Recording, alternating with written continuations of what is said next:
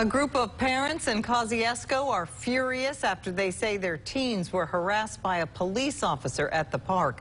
The officer has been suspended for 3 days, but as 12 News' Leah Williams reports, parents think more needs to be done.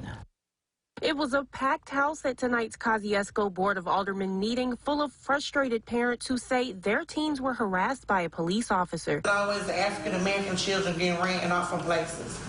But the other colored children, they can see the Sunflower parking lot and hang, Kangaroo Crossing and hang. The police don't never get called on them.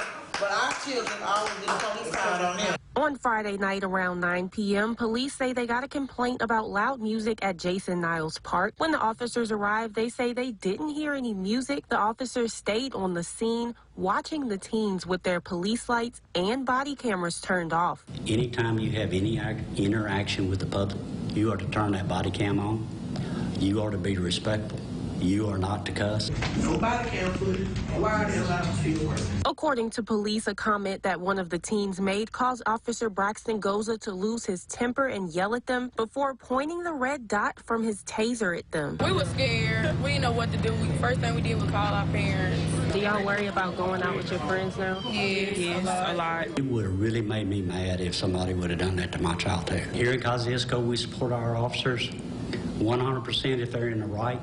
But if they do wrong, they do wrong, and this time we did wrong. Officer Goza will be suspended without pay for the next 3 days. Tonight, parents got a chance to voice their concerns to the mayor, board of aldermen, and police chief Christopher Ray. They say their children should not have been treated this way, especially since the park was still open to the public until 10 p.m. You'd rather have help and not care about how these officers treat these children.